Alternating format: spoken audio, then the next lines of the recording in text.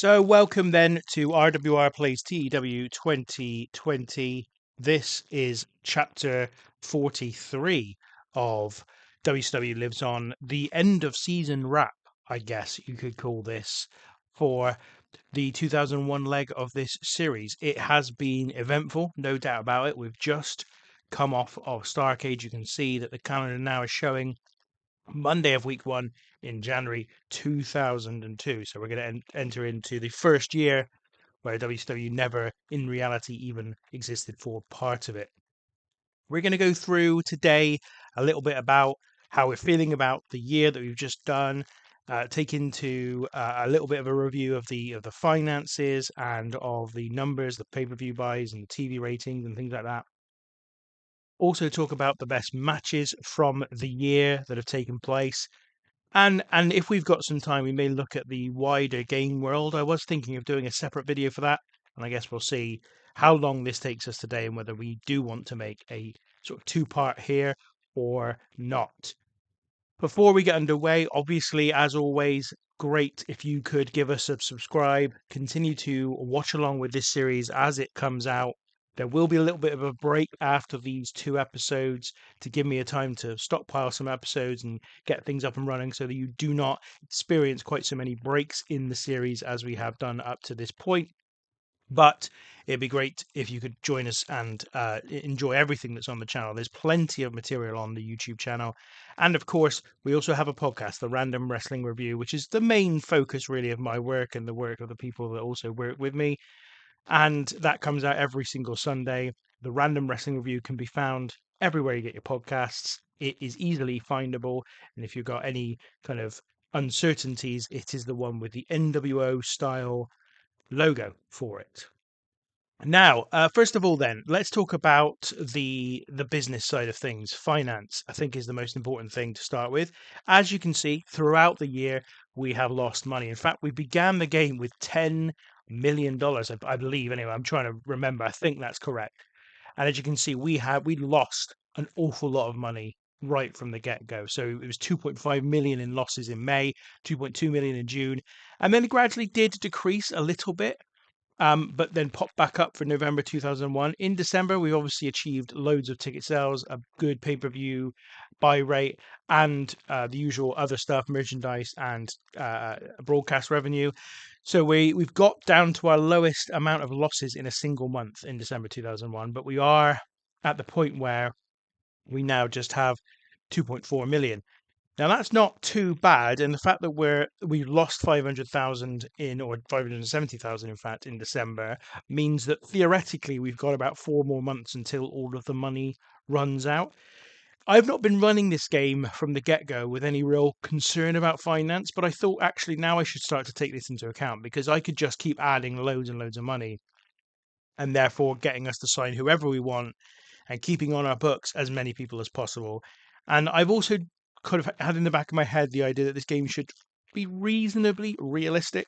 And I just thought that if I just kept adding money, then that wouldn't be very realistic. So I think what we're going to sort of try and put in place in 2002 is a rule that we will not be adding any money at all. Now, ultimately, if it comes to it and I don't get the finances under control and within line in terms of what it should be, then I may add some money just to keep the series going. We'll see.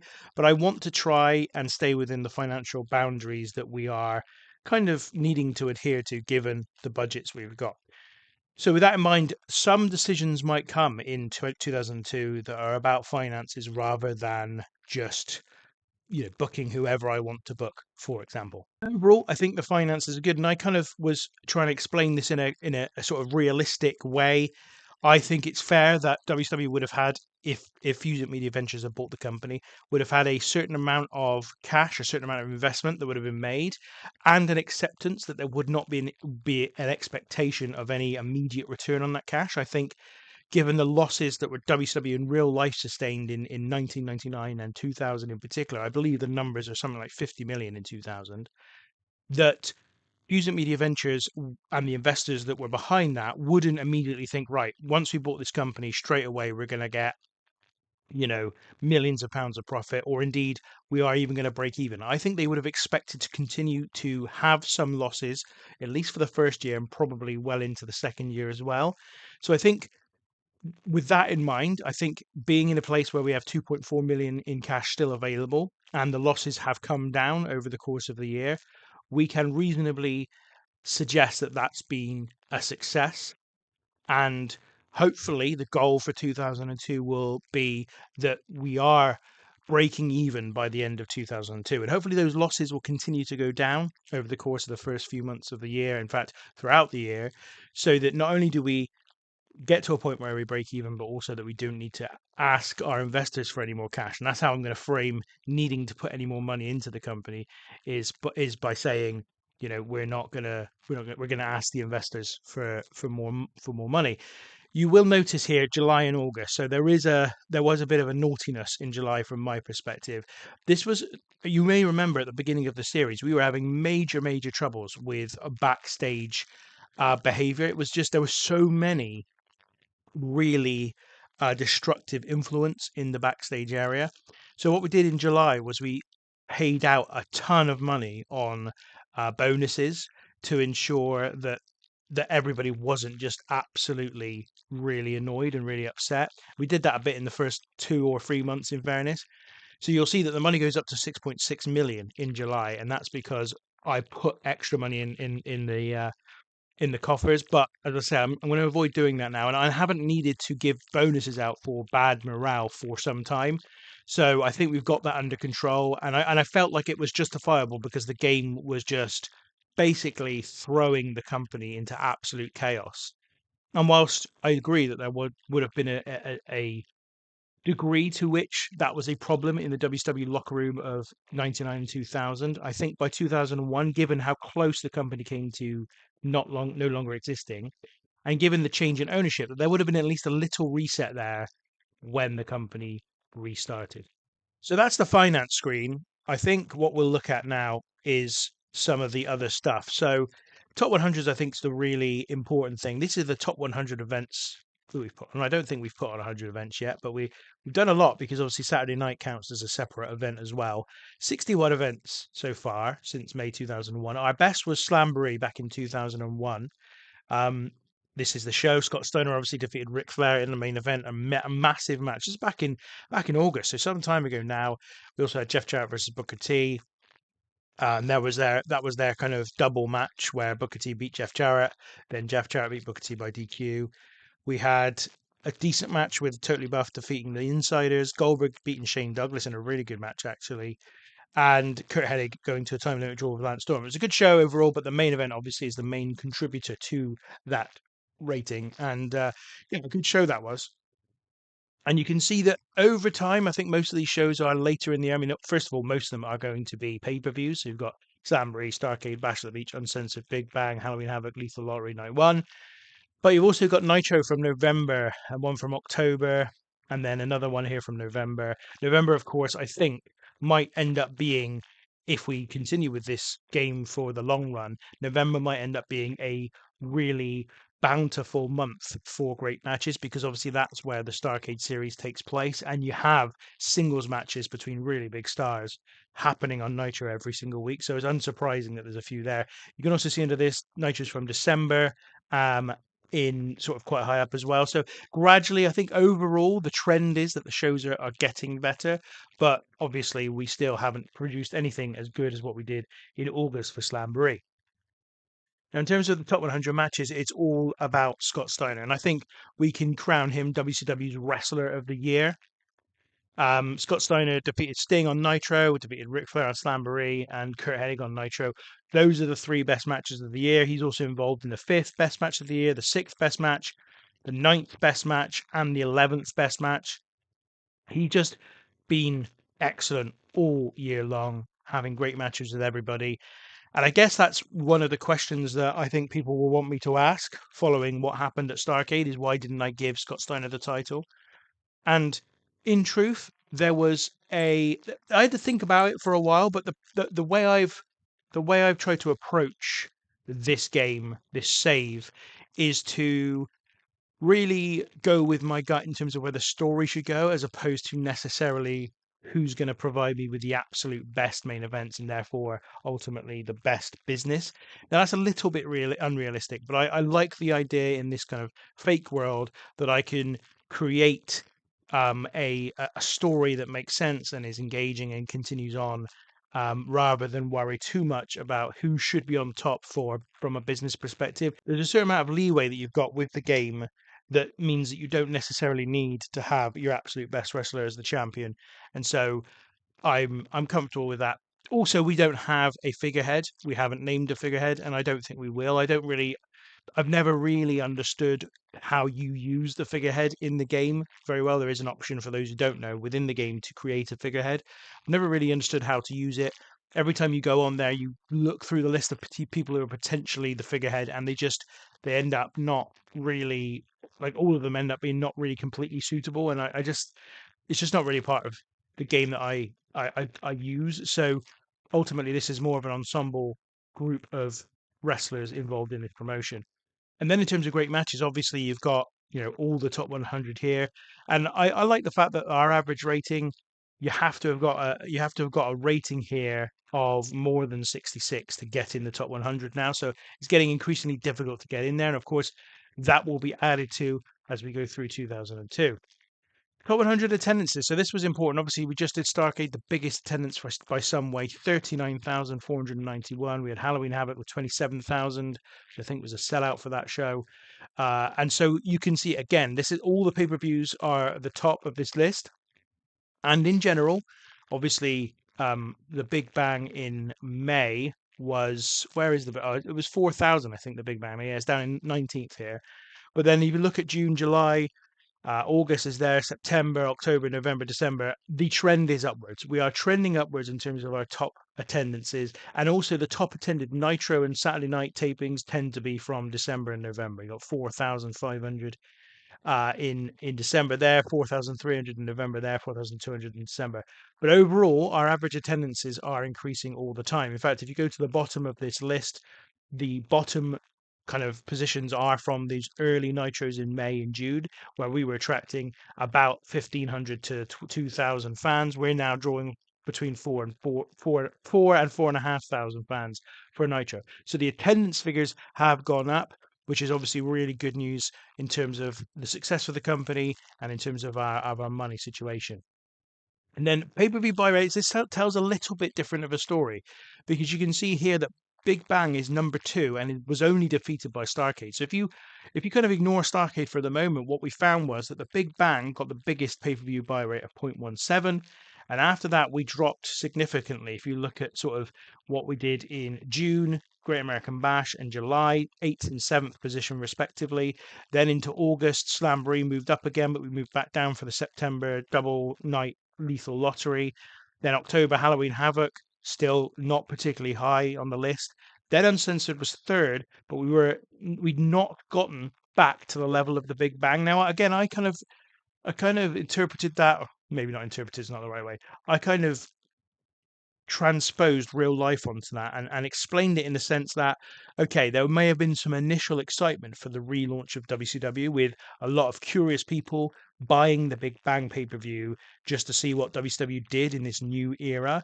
But ultimately, as would always be the case with any show by any company or indeed any television show, you tend to get a real, peak of interest with your first episode, and then unsurprisingly, some would go, "Well, that's not really for me," and then not bother after that point. So the way I sort of explained it was the pay-per-views after that point weren't bought by as many people because there weren't as many, curious people looking to see what WCW were doing. And now this was just based on those who really enjoyed the show. But over time, we're seeing more and more people find WCW, this new WCW product, and enjoying it. And then Starcade comes along and becomes our biggest pay-per-view buy rate to date, because we're getting to the point now where we're reaching the same sort of audiences that we were reaching when there were loads of curious people. Instead, these are now locked in WCW loyalists and fans. Now, having said that, I would expect the pay-per-view buy rate for the next pay-per-view, which is going to be Greed, to drop a little bit now after Starrcade, because Starrcade is a legendary pay-per-view. It's got that reputation for it. But hopefully it can hit a similar level as the Big Bang, and then we start to see all of the other pay-per-views start to come in at a higher pay-per-view buy rate than that Big Bang pay-per-view. But in terms of TV ratings, and I think we'll keep it with TV ratings.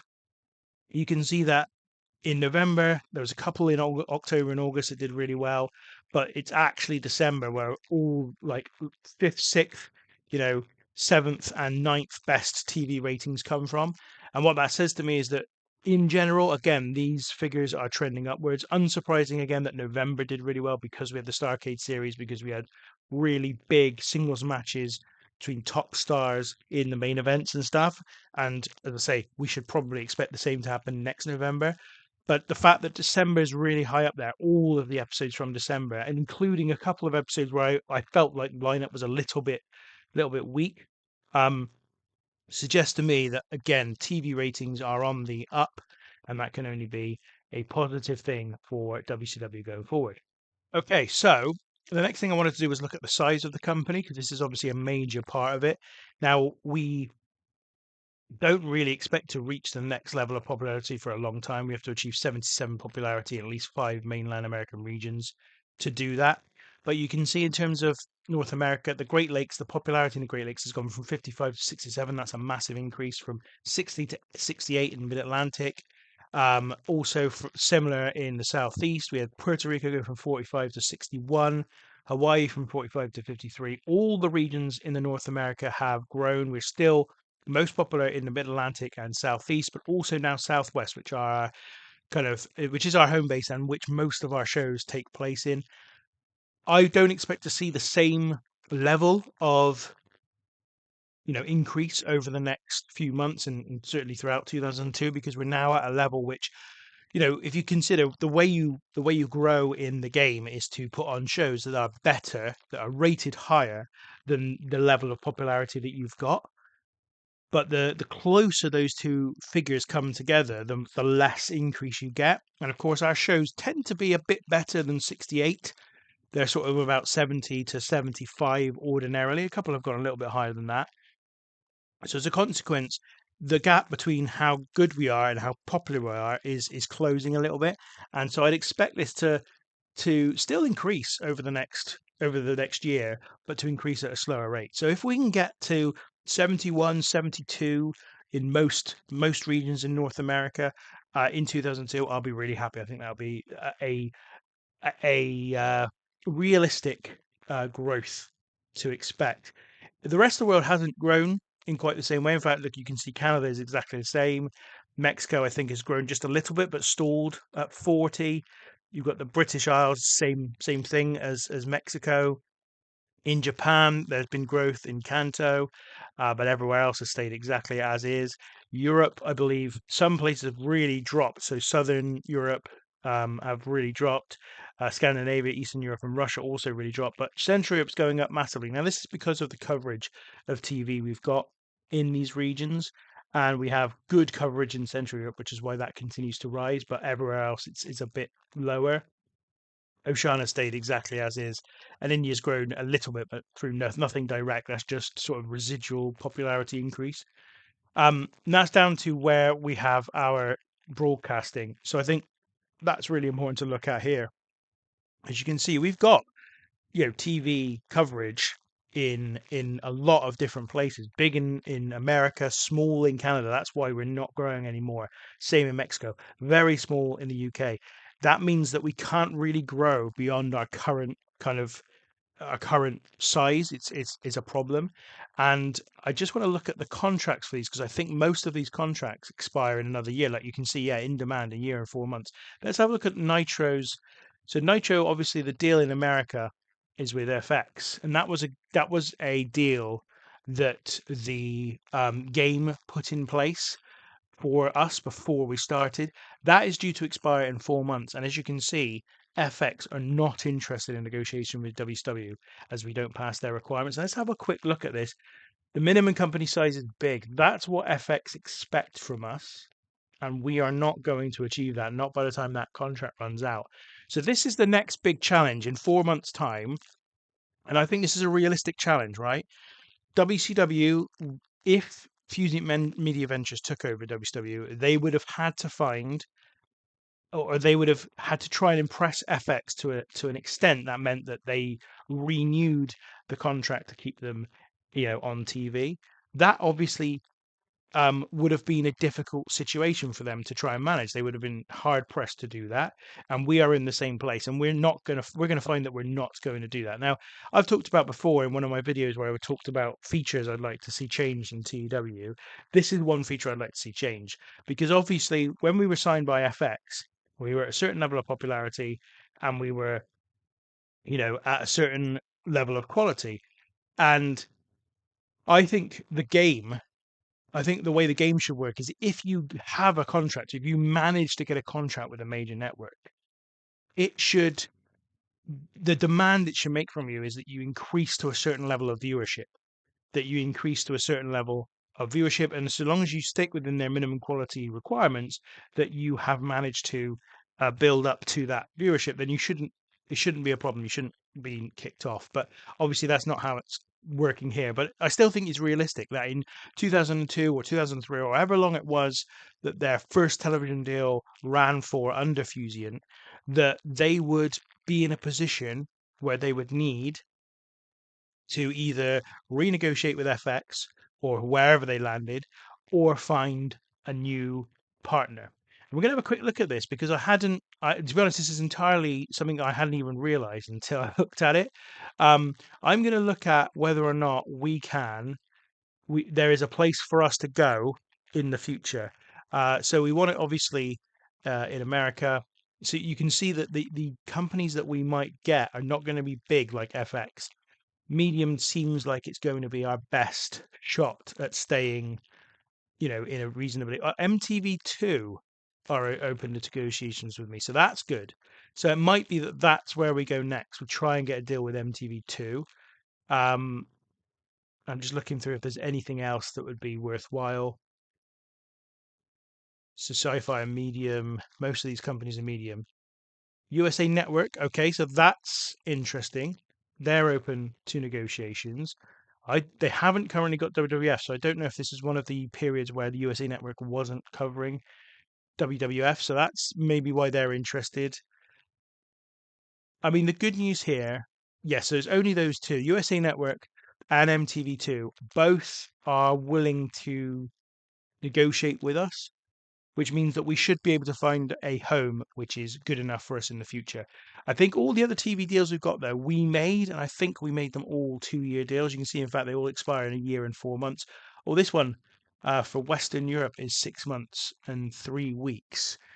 So this is an interesting one because Central Europe has grown well, although Western Europe not so much. I'm wondering whether in Europe there's any other option for us going forward because we aren't seeing great increases everywhere in Europe, and we could do with a bit more, but you can see there's really not the options for us. So I think it's likely we will renew the deal potentially with RTL2. Is it? Yes. But actually, one thing I will look is if we can find somewhere. So what we could do is move on to Cable Lights, which I assume is a German television channel, which is the same size in Central Europe as RTL2, and then find somewhere else in Western Europe which is bigger than Tiny, because we obviously have to have exclusive deals with these companies. In fact, there's a couple of options for us in Central Europe. So maybe, for example, we do a deal with. Actually, I can't find anything that allows us to get any bigger in Western Europe, which is a shame. Uh, no, it doesn't look like it's going to happen.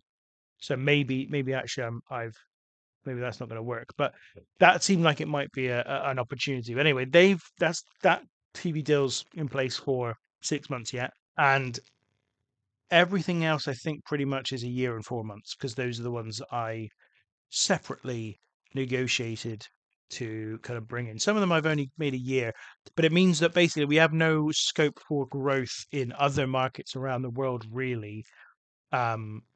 Until those contracts are done and we're able to get a bigger contract with somebody else with a better kind of coverage in their region. Now, the next thing I want to do is take a look at the roster because it's grown quite a lot since we began. I think we began the game and we had about 40 odd people on the roster. We have signed a lot of people.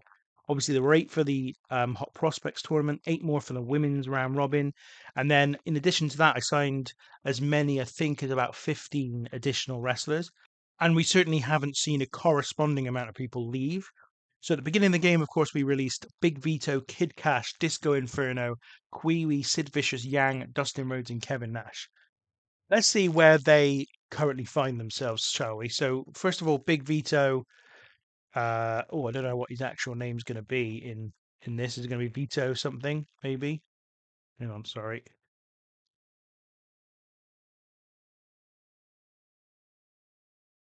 Yeah, there's Big Vito. So he's currently available to work. Doesn't seem to be. Oh, he's working for JAPW and NWA New Jersey. So he is doing some work, but we let him go because he was. And it's important to say that the first lot of wrestlers, so Vito, Kid Cash, Disco Inferno, Queeby, Sid Vicious, Yang, and Dustin Rhodes, I let go because they were reasonably unimportant acts who were also disruptive backstage. And I actually would have liked to keep him because I was hoping that the Mamluks would continue to be a tag team for me, but I needed to find a way to remedy the situation we had backstage. He's someone I would consider bringing back, although I imagine right now he's still unwilling or unable to negotiate with us. I'm wondering whether or not I don't know how long that lasts as a problem. I'm hoping it will only be sort of a year after they've finished so that I could bring him back in potentially. Kid Cash is another one that I'd be interested in seeing. Um, Back in the company. He is with the same companies actually as Big Vito. Again, unable to or unwilling to negotiate. I would be interested in bringing him back as well. We've um, we've just got to see whether or not we can make that happen. Then we've got Disco Inferno, who has gone. I think Disco Inferno has gone to WWE. Yes, there you go. Exclusive written deal. Disco Inferno did pretty well out of leaving WCW. Looks like his contract here is for 12,500 per month, which is way too much for us to be spending on a guy like Disco Inferno. Maybe WWF don't have to be quite so um, you know, careful with their money, but 12,500. There's just no way I'd be going near Disco Inferno for that. Anyway, he's landed on his feet anyway, so it won't be a problem for him. Kwee, I wonder if he's under his real name. He's going to have to be under his real name, and I can't remember. Alan Funk, maybe? Yeah, there he is. So he is also. I mean, I'm not interested in bringing him back. I had no idea what I would do with Alan Funk, to be perfectly honest. He's currently employed by HWA. I mean, he's working. He's not exactly working for a major company. As I said, no real interest in bringing him back, but just interested to see where he was. Sid is still out injured, still got that broken leg. Obviously, that was a difficult decision to make to not bring Vicious in, given sorry, not to bring him, but to actually release him, given that he was injured at the time. The problem was I would have kept him around. Honestly, would have kept him around if it wasn't for the fact that he was a negative influence, and as part of that, he wasn't going to be wrestling for a long, long time. So he was going to be of no value to me whatsoever, and he was difficult backstage. So it was a no-brainer. He had to go, and he left the company, and he's still injured. So obviously not moved anywhere else. Yang, I wonder if he's under Jimmy something. Jimmy Yang, maybe. Yeah, Jimmy Yang. There he is. He's somebody that I wanted to keep hold of and would be interested in bringing back. Obviously, all these people I talked about who I would be interested in bringing back would still be negative influences probably backstage. But I think because we've got the backstage issues sorted now, they wouldn't be such a problem bringing them back. And he wouldn't be overly expensive to us to bring back. I think it would be worthwhile given we've got Kazuyashi. These two could get back together as a tag team. Yeah, I think he's somebody that we might bring back if, again, this unwilling or unable to negotiate thing, gets removed at any point. And then finally, we've got Dustin Rhodes, who was also released at this time, but he's back with WWF as Gold Dust and on 19,300 per month. He would have been someone I would have kept around, to be perfectly honest. He's got lots of experience, and he's somebody that you know uh, could have been valuable to me. We could have used well. Unfortunately, again, he was a negative influence backstage, and I just needed to clear out as many as I could from that. And then finally, of course, we didn't let him go, but he refused to renegotiate with us when his contract came up. Is Kevin Nash, who has gone to WWF as well, 175,000 per month. I mean, look, he is not worth that to us. I think he was on about 100,000 when he was with us. Um, he's not worth 100. He wouldn't. If we were going to keep hold of him, then it would have only been for another 5 6 months. Kevin Nash was never somebody I had a long term kind of, you know, I wasn't wedded to them long term. I didn't have massive plans, but I did have longer term plans than the amount of time we ended up having. So at one point, I was looking to have Kevin Nash be the person to face Booker T. After at some point, I can't remember exactly when. Then I was going to have him have a match with Rey Mysterio where Rey Mysterio won the mask back from him. Then I was going to do the DDP loser leaves WCW match at Starrcade, but his contract was up before then, and I needed to do the loser leaves town match way quicker than I really wanted to, and so we had to cut out other bits of that story, and obviously speed up the do the Rey Mysterio thing in a much more different way. There are a couple of wrestlers that came and went whilst over the course of the year. So it's Psychosis at one point. He is still with AAA, and we could still bring him back because it wasn't like, oh no, he's unwilling or unable to negotiate as well. So that's fine. He's not going to be back. But to be honest, happy with that for the time being. Wasn't It's not like we desperately needed him. He came in, did what we wanted him to do, and that was enough. Aguila was also somebody that we had with the company. I can't find him right now. I wonder if is he under Papi Chulo, maybe? It would be Essa Rios, maybe. Essa Rios? No, he's not under anything that I know him by. El Aguila or something? Okay, yeah, I don't want Eric Young. Is it something? Oh, what's he called? I can't think. I don't know what Aguilar's name is on the game, which is frustrating. Um, just trying to think really off the top of my head what he was. Mr. Aguilar, wasn't it? Yes, there he is, Mr. Aguilar. Um, Again, unwilling or unable to negotiate, we didn't re-sign him at the conclusion of his contract. And he was a good wrestler, and I was interested in bringing him in, but I just didn't have anything for him to do whilst he was around, and that prevented me from re-signing him when we got to the end of the contract. So in terms of our roster, who do we bring in this year? So as I said, we brought in a bunch of these young lions. We had Alpha Junior, Amazing Red, Bobby Roode, Chris Cage, Jimmy Jacobs, Mike Knox, Nick Gage, and Teddy Hart all competed in the Hot Prospects tournament. Of those eight, we're going to keep at least three of them around. So the Amazing Red, I think, is going to be a decent addition to the cruiserweight division. Bobby Roode, you've already seen us trying to do stuff with him, and I think that will continue. Um, and also Nick Gage, who just so happens to have a very easy kind of. They just felt like there was a lot of stories that were easy to tell with Nick Gage immediately coming out of that tournament, and I still have some plans for him in January, and I'm not sure beyond that. We'll find out, but he will probably stick around for the time being. I'm also potentially going to keep Mike Knox around because I think, first of all, he's a pretty big guy. Secondly, I think he's pretty decent. He's performed reasonably well, I think, during his time in the game. Like if we look at his results in WCW, um, he has been reasonable. I mean, he's lost nearly all of his matches. Um, but yeah, I mean, he carried his part in some of these matches. The problem is that most of them are matches that he was up against somebody else who the fans didn't care about. But I think we might be able to turn him into something that's useful or a useful piece that we might use going forward.